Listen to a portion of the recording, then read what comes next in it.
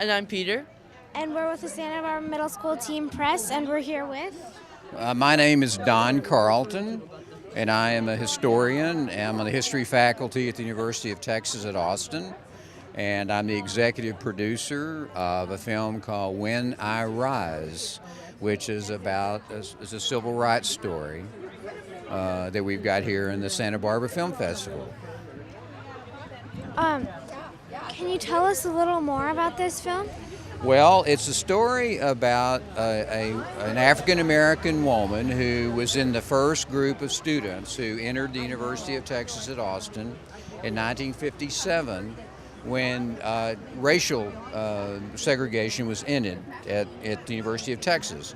They didn't allow African-American students to attend undergraduate school at the University of Texas until 1957. She was in the first class of those students, and she was a music major. And she was so good as an opera singer that she was selected for the student opera, and which was a great honor. And so she trained and studied as the lead singer for the opera. And this is back in the bad old days in the South of racial segregation. And members of the Texas State Legislature found out that she was going to be in an opera with a bunch of white students, particularly in a romantic opera opposite of a white male student. And so they put pressure on the University of Texas to have her removed from the student opera. And the story is about how she responded to this racism as a young girl, and what she did with it for the rest of her life in terms of her career. She became a great opera singer in New York City.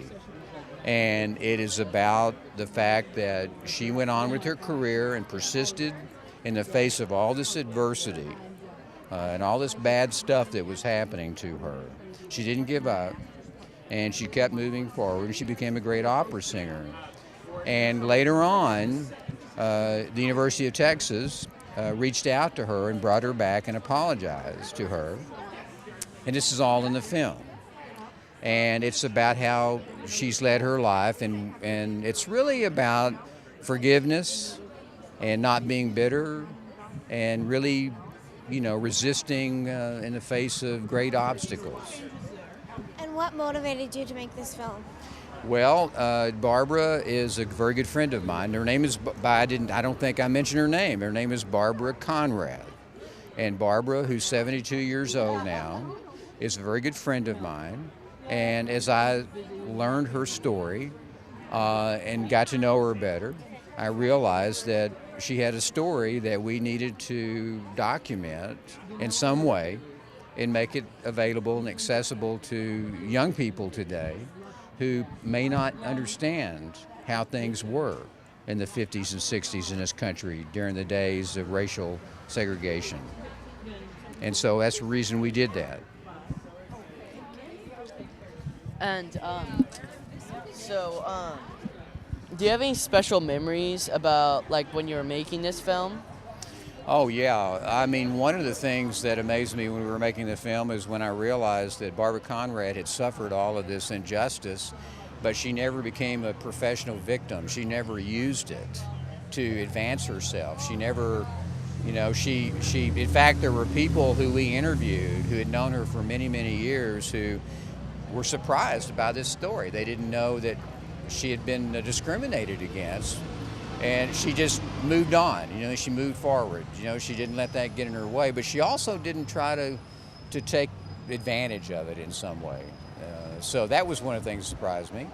Another thing that surprised me is that we found a lot of archival footage to put in the film where a lot of the people who were trying to remove her from the opera were actually talking about it on news cameras, about why she had to be removed. And the people of Texas weren't going to put up with this black person being in a student. Well, we really were shocked to find these people actually on film. And so it's great as a historian, then that lets them speak for themselves. They're dead now, but we don't have to put words in their mouth. So those were things that surprised us. that archival footage and you know, that sort of thing. What really inspired you to make this movie? Like, Actually, Ryder covered that, so why don't you just go Yeah. to your last question? that was my last question. What do you hope to get at? What? What do you hope to accomplish? What do you hope to accomplish with this movie? Well, we have a lot of students at the University of Texas, 18, 19, 20-year-olds who don't really know anything about the civil rights movement. They know about Dr. King, about Dr. Martin Luther King, because we celebrate his birthday, but they don't really know about the sacrifices that their parents and grandparents and great-grandparents had to make to particularly our black students, to make it possible for them to have a decent life in the United States and be treated with, you know, equally. And so we wanted to make sure that they understood the price that had to be paid for them to be students at the University of Texas. I mean, black students.